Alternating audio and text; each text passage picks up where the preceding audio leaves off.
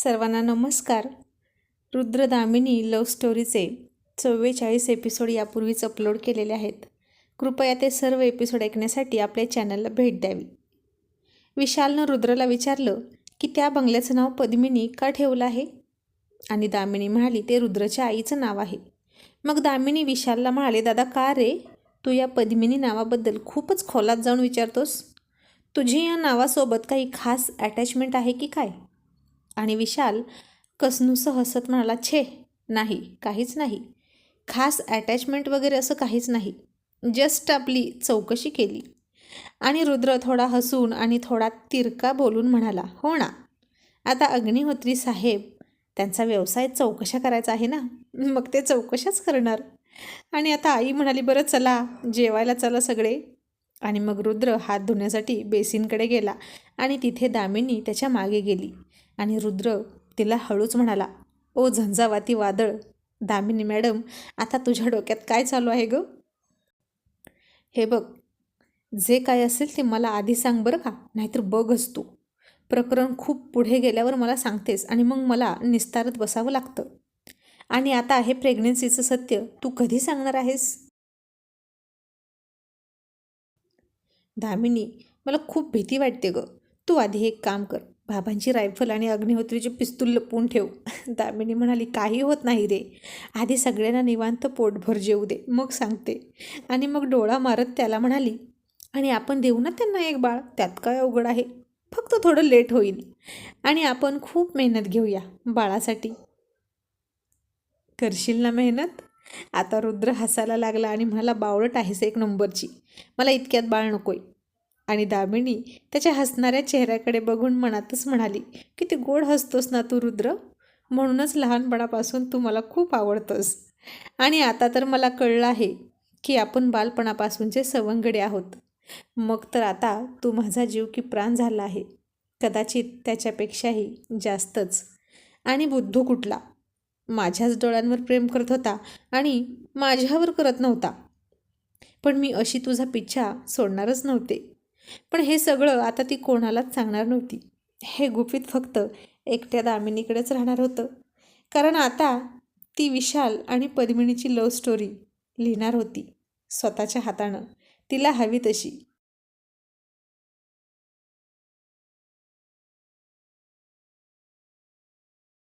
आणि मग सगळ्यात शेवटी हे गुपित उघड करणार होती. आणि म्हणूनच तिने विशालजवळचा तो पद्मिनीचा फोटोसुद्धा स्वतःकडे ठेवला होता, जेणेकरून तो कोणाच्या हातात पडू नये आणि दुसऱ्या कोणाकडून हे रहस्य उघड होऊ नये. आता हिच्या डोक्यात काय शिजत होतं कुणास ठाऊक, हे कळेलच हळूहळू. आणि त्या दोघांनी हात धुवून मागे पाहिलं तर मागे विशाल. तसा रुद्र दचकला आणि हळूच म्हणाला, हा तर हात धुवूनच मागे लागलाय, जेव्हा बघावं तेव्हा पाठीमागे लागलेला असतो पिशाच्च्या सारखा. विशाल हसून म्हणाला, हातच धुवायला आलोय, न हात धुताच मागे आहे तुझ्या उभा मी. आणि काय खुसूरफुसूर चालली होती दोघांची, तुम्हाला काही सांगायचं आहे का? आणि दामिनी थोडीशी घाबरली आणि म्हणाली, दादा अरे काही नाही, कुठं काय, काहीच नाही, असं म्हणून ती निघून गेली. आणि विशाल म्हणाला, काय चाललं काय होतं दोघांचं? आता विशालचं संशयी डोकं त्याला स्वस्थ बसून देत नव्हतं. आणि रुद्र थोडा चिडला आणि म्हणाला, मी माझ्या बायकोला किस मागत होतो, तुझा काही प्रॉब्लेम आहे का? तसा विशाल चपापला आणि म्हणाला, ए बावळट, तुला लाज वाटते का असलं काही मला सांगायला? या नवरा बायकोच्या गोष्टी आहेत ना, त्या दोघांमध्येच गुपित ठेवायचे असतात. आणि रुद्र तोंड वाकडं करून म्हणाला, हो का, माझी लाज काढतोस? मग असं नवीन लग्न झालेल्या नवरा बायकोच्या मागे येऊन असं चोरून ऐकायला तुला लाज वाटत नाही का? आणि वरून विचारतोस की काय चाललं होतं? रुद्र ठक आणि दामिनी महाठक, परफेक्ट जोडी होती दोघांची. आणि विशाल आता त्याचं ते सडेतोड उत्तर ऐकून गप्पच बसला आणि थोडा लाजला आणि त्याचं तोंड पडलं होतं. आणि तो म्हणाला, दोघेही बावळट आहेत, यांना कसलीच लाज नाही, लग्नाच्या आधीच कांड करून बसलेच, मग हे किस वगैरे तर नॉर्मल आहे त्यांच्यासाठी. हरामखोर निर्लज्ज कुठले, जाऊ दे, मीच मूर्ख आहे जे यांच्या मागे येऊन उभं राहिलो. असं म्हणून गुपचूप हात धुवून डायनिंग टेबलवर विशाल गेला. आई आणि दामिनी प्लेट वाढत होत्या मस्त बिर्याणी तांबडा पांढरा असा बेत केला होता आणि जेवणानंतर स्वीट म्हणून आईस्क्रीम आणलं होतं. जेवण खाऊन रुद्र म्हणाला, आई बाकी जेवण मस्त झालंय हां. तुमच्याही हाताला खूप छान चव आहे, माझ्या ताईच्या हातासारखी. तीसुद्धा खूप उत्तम मोदक बनवते आणि पुरणपोळी तर अप्रतिम असते तिची. तुम्ही एकदा या ना खायला तिच्या हातची पुरणपोळी. आई म्हणाली, हो का, मग नक्कीच येऊ. ए दामिनी, अगं मोदकांवरून आठवलं गं, त्या दिवशी तू आणलेले मोदक तूच बनवले होते का गं? अगदी सेम माझ्यासारखे केले होतेस. कधी शिकलीस तू? तुझं तर लक्ष नसतं माझ्याकडे मी किचनमध्ये असताना. आता खरं तर हे मोदक पद्मिनीनं बनवले होते, पण दामिनीला सांगायचं नव्हतं. मग दामिनी म्हणाली, हो गं आई, तुला काय वाटतं माझं लक्ष नसतं का? माझं सगळीकडे लक्ष असतं आणि तुझ्याकडूनच गुपचूप ती रेसिपी शिकले मी. शेवटी मी तुझी मुलगी आहे ना गं, तुझ्या हातची चव माझ्या हातात उतरणारच. रुद्र म्हणाला, मग आई कधी येत आहे आमच्या घरी? दामिनी म्हणाली, ए आई, आता रक्षाबंधन येणार आहे ना गं 2 दिवसांनी, तेव्हा या ना सगळे. विशाल म्हणाला, तू नाही का येणार इकडे? आणि रुद्र म्हणाला, नाही, ती येणार नाही. तसा विशाल आश्चर्यानं म्हणाला, का का नाही येणार? ती येईलच दामिनी, तू यायचं म्हणजे यायचं. दामिनी म्हणाली, दादा अरे आता ताई आहेत ना घरी आणि रुपालीसुद्धा आहे आणि तीसुद्धा रुद्रला राखी बांधायला येणार. मग बरं दिसतं का मी इथं आलेलं? त्यापेक्षा तुम्ही जर तिथे आलात तर तू, मी, रुद्र, ताई आणि रुपाली सगळ्यांचं रक्षाबंधन किती छान होईल की नाही. आणि आता विशालने विचार केला की त्यानिमित्तानं तरी पुन्हा रुद्रच्या बहिणीसोबत गप्पा मारता येतील. आणि आई म्हणाली, काय रे रुद्र, तुझ्या बहिणीचं नाव काय आहे? ते तर आम्हाला अजून सांगितलंच नाही. आणि आता विशालच्या मनातला प्रश्न आपोआप आईनं विचारला. आणि रुद्र मघाशी दामिनीनं काय सांगितलं ते विसरून म्हणाला, तसं दामिनी पटकन म्हणाली, पल्लवी नाव आहे आमच्या ताईचं. आता रुद्र गप्प बसला आणि विशाल मनात म्हणाला, वा, पल्लवी, छान नाव आहे हे सुद्धा. आई म्हणाली, पण काय रे, तिच्या पायाला हे असं केव्हापासून झालं आहे? जन्मताच की नंतर? रुद्रनं थोडी दुःख होतंच त्याची कहाणी सांगितली आणि म्हणाला, त्या दिवशी जर मी असा फुग्याच्या मागे धावत गेलो नसतो आणि ताई मला वाचवण्यासाठी आली नसती तर हे काहीच झालं नसतं. रुद्र दुःखी झाला आणि दामिनी त्याला म्हणाली, रुद्र सावर स्वतःला. आईसुद्धा म्हणाली, रुद्र झालेल्या गोष्टी पुन्हा भरून नाही काढता येत, त्यामुळे वाईट वाटून घेऊ नकोस, पुढे काय करायचं याचा विचार करा. आणि रुद्र म्हणाला, म्हणूनच मी ताईचं लग्न एका चांगल्या ठिकाणी करणार होतो, खूप हुंडा देऊन, पण त्या दिवशी मला अटक झाली आणि सगळीच स्वप्न चकनाचूर झाली. असं म्हणून रुद्रनं अग्निहोत्रीकडे थोडं रागात पाहिलं. विशालला सुद्धा थोडं वाईट वाटलं, त्याच्यावर विश्वास ठेवला नाही म्हणून. पण विशाल म्हणाला, बघितलंस, तुझ्या वागण्यामुळे पहिल्यापासून सगळ्यांना त्रास होतोय, म्हणून आता तरी सुधार, आणखीन जास्त त्रास होण्यापेक्षा. आणि बाबा म्हणाले, विशाल, हे सगळं बोलण्याची ही वेळ आहे का?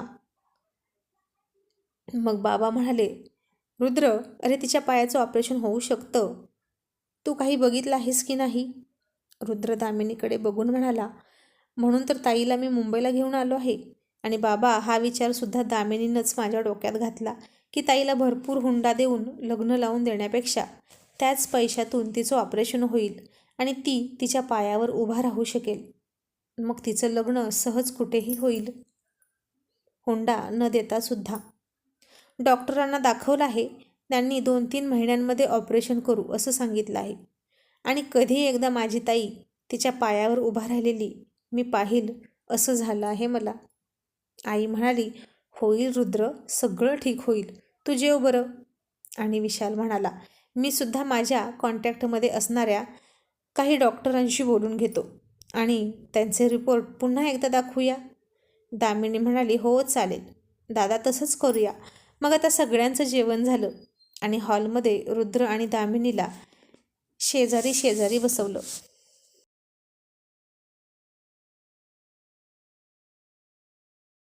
आणि बाबा म्हणाले, विशाल, रुद्रला पोशाख कर.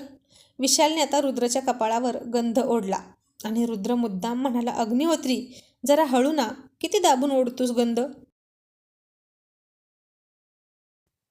आणि विशाल तर आश्चर्यचकितच झाला आणि म्हणाला, किती खोटं बोलतोस रे, मी असं काहीही केलं नाही. तुझ्यासारखा घरी आलेल्या पाहुण्याचा मी अपमान करत नाही. आणि रुद्र स्वतःवर खुश होऊन म्हणाला, पण सरबत केला होता की नाही अग्निहोत्री, गोड गोड. आता आई बाबा आणि दामिनी सगळे हसले, पण विशाल मात्र नाही हसला. त्याला राग आला. आणि मी काय म्हणतो अग्निहोत्री, रुद्रनं विचारलं, खूप त्रास झाला का त्या ठेच्याचा? आई म्हणाली, हो रे, अरे त्याला अजिबात चालत नाही तिखट, त्याचे खूप हाल झाले. विशाल म्हणाला, आई काहीही काय बोलतेस ग, अजिबात मला काही त्रास झाला नाही. बाबा म्हणाले, विषयांतर करू नका, चला आवरा पटकन. मग विशालने रुद्रला टोपी घातली, कपडे हातात घेतले आणि त्याच्यावर अंगठीचा बॉक्स ठेवून दिला. रुद्र म्हणाला, हे काय, हे असलं काही मला नकोय. विशाल म्हणाला, जावई बापू ही पद्धत असते, जावई पहिल्यांदा घरी आला की रिकाम्या हाताने पाठवायचा नसतो, अशी आमची अग्निहोत्री घराण्याची रीत आहे. आता तुम्हा देशमुखांच्या घरची रीत कशी आहे हे तर आम्हाला माहीतच नाही ना अजून, असा विचार खोसकपणे म्हणाला. आणि रुद्र म्हणाला, जेव्हा देशमुखसुद्धा आमंत्रण देऊन बोलावतात ना पाहुण्यांना, तेव्हा रीतसर मानपानच करतात. असं अचानक कधीतरी ड्युटीवरूनच यायचं, पुन्हा अचानकच भर दुपारीच दरवाजाची बेल वाजवायची. असा जर आगंतुकपणे पाहुणा आला तर देशमुखच काय, पण कोणीही असलं तरी सागरसंगीत मानपान करूच शकत नाही ना. हा, पण ठेचा मात्र खायला मिळतो भरपूर.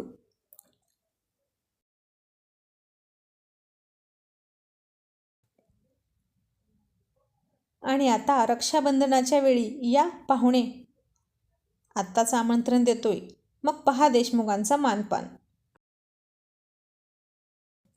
आणि विशाल म्हणाला, बघू ना, बघूच, घोडा आणि मैदान लांब नाही. आणि रुद्र हसून म्हणाला, पण एक अट आहे, पाहुण्यांनी घोड्यावरच बसून यायचं. आणि दामिनी हसून म्हणाली, काहीही काय रुद्र, आता दादा आपल्या घरचा जावई आहे का, जो घोड्यावर बसून येईल आपल्या घरी? आणि हे ऐकून तर विशालनं दामिनीकडे चमकून पाहिलं. आणि रुद्र म्हणाला, काहीही काय बोलतेस ग, तुला काही कळतं का? जवळजवळ रुद्र तिला रागवतच म्हणाला. आणि दामिनी म्हणाली, मी आपलं सहजच बोलले, बाकी काही नाही. मग रुद्र म्हणाला, पण खरंच याची काही गरज नव्हती. बाबा म्हणाले, असू दे, ती रीत असते. मग आईनं दामिनीची ओटी भरली, तिला साडी दिली. आणि बाबा म्हणाले, आता लगेच निघायची घाई करू नका, जरा आराम करा. आणि विशाल म्हणाला, कशाला आराम, आता त्यांच्या घरी जाऊन करतील ना आराम. नाही म्हणजे दामिनीची नणंद एकटी घरी आहे ना, मग कशाला उगीच टाइमपास करायचा. दामिनी आता गालातच हसत होती, रुद्र मात्र चिडत होता.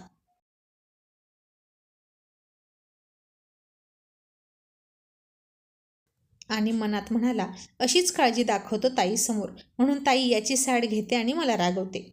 याचा ना दाखवण्याचा चेहरा एक आणि लपवण्याचा चेहरा एक आहे. नाटकी अग्निहोत्री आहे एक नंबरचा. मग आता रुद्र रुद्र म्हणालाच, दामिनी चल आपण आराम करू. आणि विशालकडे बघत बघत जिन्यावरून दोघेही वर गेले. आणि आता जाता जाताच रुद्र म्हणाला, दामिनी ही अग्निहोत्रीची रूम आहे ना गं? अगं त्या दिवशी चुकून माझी चिठ्ठी त्याच्याच रूमवर पडली होती बहुतेक, आणि त्यानं ती वाचली आणि आलाय मला भेटायला शाल पांघरून. आणि मी तू आहे म्हणून त्याचाच हात पकडला आणि त्यालाच मिठी मारली अगदी कडकडून. दामिनी हसली आणि म्हणाली, हो का? आणि रुद्र म्हणाला, तू जर त्या दिवशी आली असतीस ना, तर त्याच दिवशी तुला पळवून नेली असती बघ मी.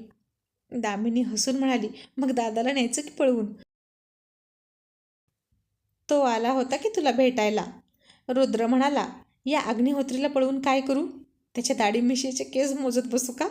आता दामिनी खूप हसली आणि म्हणाली, रुद्र गप्प बस ना, कसलं आणि काय काय पण फालतू बोलतो रे तू. बरं ये, तुला दादाची रूम दाखवते, असं म्हणून तिने त्याला त्याची रूम दाखवली. आता रुद्र त्याच्या ट्रॉफी, त्याचे मेडल, सर्टिफिकेट, फोटो सगळं पाहत होता. आणि म्हणाला, हुशार आहे ग अग्निहोत्री, इतकं सगळं मिळवलं त्यानं, तेही इतक्या कमी वेळात. आणि मी बघ काय करत बसलोय. दामिनी, माणसाला योग्य वयात योग्य ते मार्गदर्शन मिळालं ना की त्याची अशी भरभराट होते बघ. मला मात्र खूप चुकीचं मार्गदर्शन मिळालं बघ, आणि मी परिस्थितीमुळे हतबल झालो होतो. मी काहीच नाही मिळवलं. दामिनी आता त्याच्या खूप जवळ गेली आणि म्हणाली, असं कसं रुद्र साहेब, तुम्ही सुद्धा खूप कमी वयात खूप काही मिळवलं आहे. रुद्र म्हणाला, दामिनी, त्याचा काय उपयोग?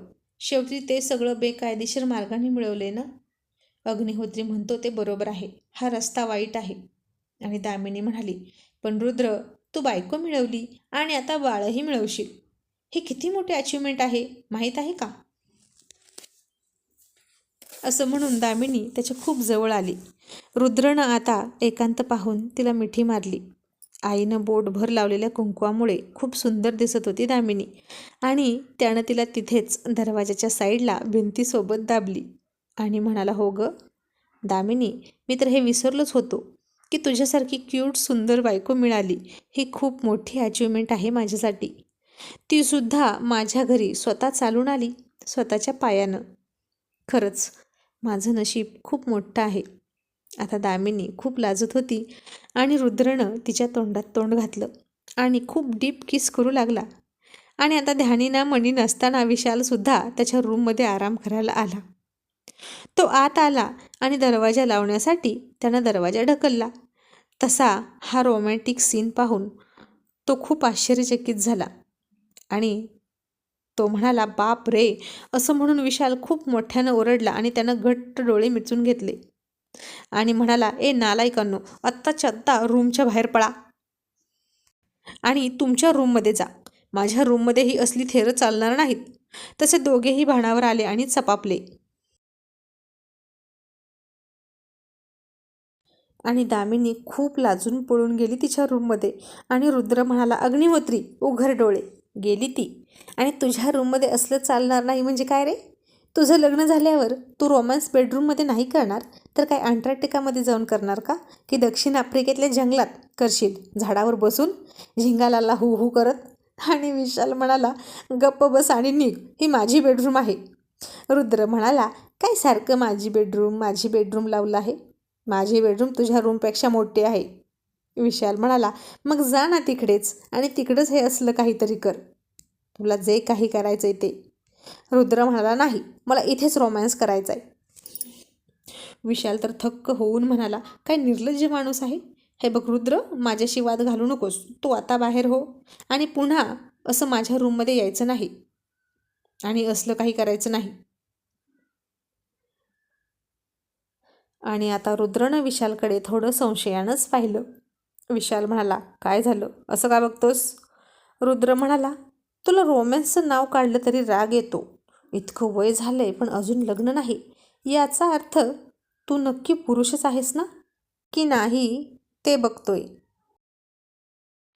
आता तर विशालला त्याचा खूप राग आला आणि म्हणाला, मूर्खासारखं बडबडू नकोस, आधी बाहेर हो. रुद्र म्हणाला, अग्निहोत्री, त्याला रोमॅन्स आवडत नाही? मला सांग, असा कुठला पुरुष आहे रे ज्याला रोमॅन्स आवडत नाही? लग्न नाही तर नाही, पण निदान एखादी गर्लफ्रेंड तरी असतेच की.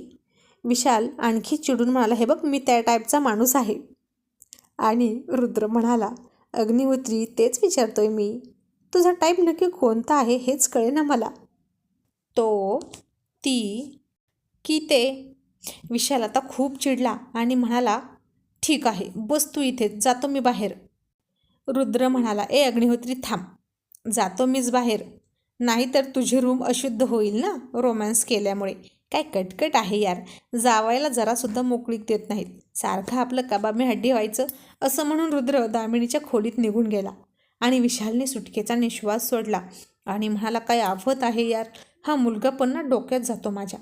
दामिनीचा नवरा नसताना तर हंटरनं फोडला असता याला टायरमध्ये घालून. या मूर्खामुळे पल्लवीचा पाय मोडला.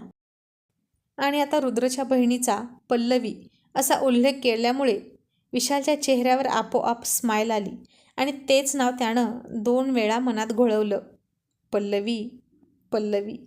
आता कथेमध्ये आणखीन इंटरेस्टिंग मोड येणार आहेत. पाहण्यासाठी नक्कीच तयार राहा. थँक्यू.